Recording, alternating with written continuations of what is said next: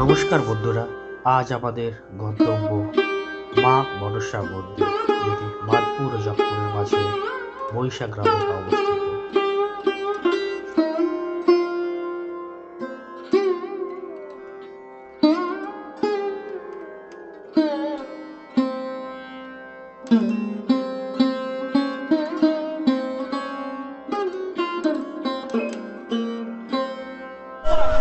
নমস্কার বন্ধুরা, welcome again to my YouTube channel. আজ আমি পৌঁছে গেছি জগপুরের আর মাদপুরের মাঝখানে একখানা মন্দিরে। কথাই বলে বিশ্বাসে পিলাই বস্তু, তর্কে বহুদূর। সেই বিশ্বাস আর আস্থার একখানা যে জায়গা, সেই হলো মাদপুর আর জগপুরের মাঝখানে অবস্থিত মা মনসা দেবীর মন্দির। তো আমি সামনে এসে গেছি মা মনসা দেবীর মন্দিরের সামনে। আজকে পুজো দেব আর আপনাদের সাথে শেয়ার করব এই মনসা দেবীর কীভাবে মন্দির তৈরি হলো, আর মন্দিরের যে রহস্য, মন্দিরের যে ইতিহাস, সে সমস্ত কিছুই আপনাদের সাথে আমি শেয়ার করব। আর ডিটেলস দেওয়ার চেষ্টা করব, কিভাবে আসবেন, কোথা থেকে আসবেন, আর কি ব্যবস্থা আছে, আর পুজো দেবেন কিভাবে, সবই আমি ডিটেলস দেখতে। আর আপনারা দেখতে থাকুন আমার এই ইউটিউব চ্যানেল, পুরো সম্পূর্ণ ভিডিওটা দেখুন। সম্পূর্ণ তথ্য আমি এই ভিডিওতে দিয়ে দেব। মন্দিরের ঢোকার আগেই রয়েছে একখানা বাবা বিশ্বেশ্বরের মূর্তি, এটি নির্মাণ কাজ এখনো চলছে, এবং তার সাথে রয়েছে একটি বড় দিঘি। দিঘিটির গভীরতা কিন্তু অনেক, এবং রয়েছে অসংখ্য দোকান। সুতরাং প্রসাদ কেনার চিন্তা আপনাদের একবারে করতে হবে না। আমরা একটা দোকান থেকে আমাদের মনের মতো প্রসাদ আমরা কিনে নিলাম। আপনারা কিন্তু আপনাদের নিজেদের মতো করে প্রসাদ কিনতে পারেন। মন্দিরের সামনেই আপনি দেখতে পাচ্ছেন সুন্দর কারুকার্য করা। মন্দিরটি খুবই সুন্দরভাবে কারুকার্য, আর গেটটা তো খুবই সুন্দর। প্রত্যেক বছর রং করা হয় এটা মেলার সময়। তো এখানে যেটা আপনি দেখতে পাচ্ছেন, যে সমস্ত কারুকার্য করা আছে, কিংবা সিমেন্টের যে সমস্ত মূর্তি খোদাই করে যে গল্প বলার চেষ্টা করা হয়েছে, সেটি হলো বেহুলা লক্ষিন্দরের গল্প। আপনারা হয়তো অনেকেই শুনেছেন চাঁদ সদাগর, বেহুলা লক্ষিন্দরের গল্প। সেই বেহুলা লক্ষিন্দরের যে গল্প এবং তার যে মূর্তি রূপকথা, সেইটি কিন্তু এই মন্দিরের চারিপাশে করা রয়েছে। মন্দিরের যেটি প্রবেশদ্বার হলো এই মেন গেট, এটি হলো মেন গেট। প্রবেশদ্বারে দুটো বড় বড় সিংহের মূর্তি করা রয়েছে এখানে। আর এমনিতেই আপনি অনেকগুলো জায়গায় এন্ট্রি আছে, অনেকগুলো জায়গা দিয়ে আপনি ঢুকতে পারবেন, সেক্ষেত্রে কোনো অসুবিধা নেই। আর মন্দিরের প্রবেশদ্বার দিয়ে আপনি ঢুকে সোজা যেখানে যাবেন, সেটি হলো মনসা মায়ের যে বিগ্রহ, অথবা যেখানে পুজো করা হয় সেই জায়গাটি।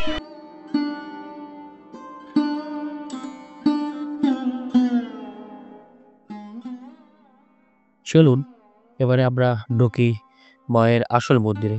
সামনে দেখতে পাচ্ছেন একটি নিচু জায়গা রয়েছে। এই জায়গাটিতে কিন্তু জল দিয়ে ভরে দেওয়া হয় পুজোর সময়, যাতে সবাই পা ধুয়ে মন্দিরে প্রবেশ করতে পারে।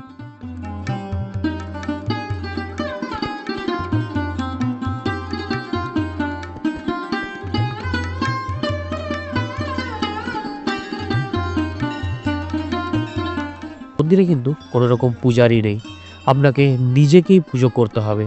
সুতরাং আপনি যে ডালাটিতে করে ফুল, মালা, দুধ, কলা এসব এনেছিলেন, সেইগুলি মায়ের ওপর ঢালবেন, মাকে পুজো করবেন, এবং নিজের মনোকামনা, মনোবাসনা মাকে বলবেন, এবং মাকে নিজেই পুজো।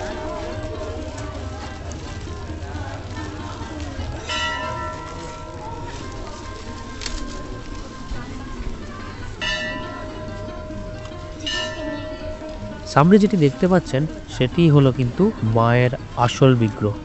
এটি কিন্তু আগে একটি উইডিপি ছিল।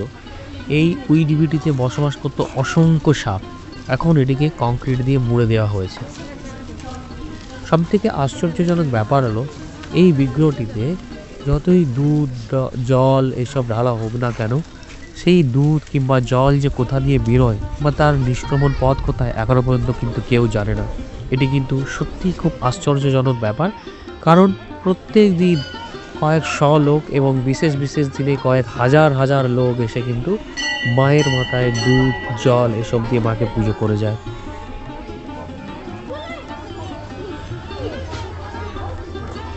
সামনে রয়েছে মায়ের মূর্তি।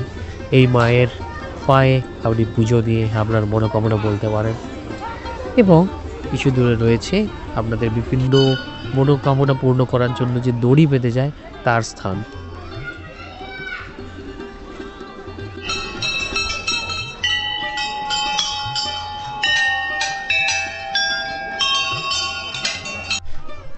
মন্দিরের সামনেটি খুবই সুন্দরভাবে সাজানো, পরিষ্কার পরিচ্ছন্ন আছে মন্দিরের সামনে। আর এখানে দেখতে পাচ্ছেন জলের হাত ধোয়ার ব্যবস্থা করা আছে এবং পানীয় জলের ব্যবস্থাও কিন্তু আপনাদের আছে। আর এটি হলো অফিস মন্দিরের। মায়ের কাছে অনেকের মানসিক থাকে যে সোনা দানা শাড়ি কিংবা অনেকে বলি দিয়ে থাকেন, পায়রা বলি অথবা ছাগল বলি হাঁস বলি সে সমস্ত দিয়ে থাকেন। সে সমস্তর জন্য কিন্তু এই টিকিট ঘর থেকে আপনাদের টিকিট সংগ্রহ করতে হয়, ঠিক আছে। আপনারা দেখুন এবং প্রত্যেকটা জিনিসের রেটও দেওয়া আছে। যদি আপনারা প্রতিমা দিতে চান, সোনার অলংকার দিতে চান, তার জন্য কত টাকা ধার্য সেই সমস্ত কিছু কিন্তু এখানে দেওয়া আছে সুন্দরভাবে। এখন আপনাদের মাথাতে প্রশ্ন আসতেই পারে যে মন্দির তো দেখলাম, মন্দিরে সবই ঠিক আছে, কিন্তু মন্দিরের কোনো ছাদ নেই কেন?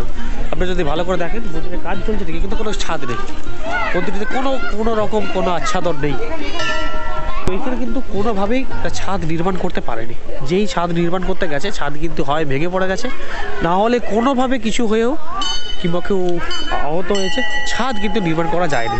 তো সেখান থেকে গ্রামের মানুষের বিশ্বাস যে মা হয়তো খোলা আকাশের নিচে থাকতেই ভালোবাসেন, কোনো রকম কোনো ছাদ কিংবা আচ্ছাদন দিয়ে মাকে ঢেকে রাখা কিন্তু মা হয়তো পছন্দ করেন না। এইবার এই মন্দির কিন্তু আজকের না, এই মন্দির কিন্তু আজ থেকে প্রায় 350-400 বছর আগেকার মন্দির। মন্দিরটি আপনারা ঘুরে দেখুন। আর তার সাথে বলে দিই, প্রত্যেক চৈত্র মাসের তৃতীয় মঙ্গলবার, চৈত্র মাসের বাংলার যে চৈত্র মাস আছে সেই চৈত্র মাসের তৃতীয় মঙ্গলবার এই মন্দিরের সামনে হয় মহাপুজো। এই মন্দিরেই হয় মহাপুজো এবং বিশাল মেলা বসে, প্রায় লক্ষাধিক লোকের আগমন হয় এইখানে। সামনে আপনারা দেখতে পাবেন মন্দিরের সামনে, আপনাদেরকে দেখিয়ে দেওয়ার চেষ্টা করছি, সামনেই আছে রেল লাইন। সেই বিশেষ কিছু দিনে কিন্তু এখানে কোনো স্টেশন নেই, তবুও কিন্তু ট্রেন দাঁড়ায়। ওকে, প্রচুর লোকের আগমন হয়, লক্ষাধিক লোক প্রায় এখানে আসে, ভিড় করে, এখানে ঠাকুর পুজো দিয়ে যায় মা মনসাকে। আর এটি যদিও বা সরকারিভাবে প্রকাশিত নয়, তবুও আমি বলে রাখি আপনাদের, এটি কিন্তু পশ্চিমবঙ্গের দ্বিতীয় বৃহত্তম মেলা। গঙ্গাসাগর মেলা আপনারা সবাই শুনেছেন, সেটি তো আরও বড় মেলা, কিন্তু এটি কিন্তু পশ্চিমবঙ্গের বলতে পারেন দ্বিতীয় বৃহত্তম মেলা। প্রচুর ভিড় হয় পুজোর সময়, যখন মায়ের অ্যাকচুয়াল পুজো চৈত্র মাসের তৃতীয় মঙ্গলবার। তাছাড়া শনি মঙ্গলবার, প্রত্যেক শনি এবং মঙ্গলবারও কিন্তু প্রচুর লোকের আগমন হয় এখানে। আরেকটা ইন্টারেস্টিং ব্যাপার হলো এই মন্দিরের, যদি কারো পেট হারিয়ে যায়, পেট অর্থাৎ এখানে তো গ্রামের সবাই আপনারা জানেন গরু ছাগল বিভিন্ন রকম পোষ্য সবাই পালন করে, যদি কারোর পশু বা পোষ্যটি হারিয়ে যায় সেখানে কিন্তু এখানে আসলে ওই দড়িটি আনতে হয়, যে পোষ্যটি যেই দড়িতে বাঁধা থাকে বা যে দড়ি দিয়ে বাঁধা হতো সেটিকে কিন্তু আনতে হয়। সেটি আনলে পুজো করলে এখানকার মানুষের বিশ্বাস, এখানকার মানুষ বললে ভুল হবে, এটা আমারও বিশ্বাস, যারা এসে পুজো দিয়ে যায় তারা কিন্তু সেই হারানো পোষ্যটিকে খুঁজে পায়।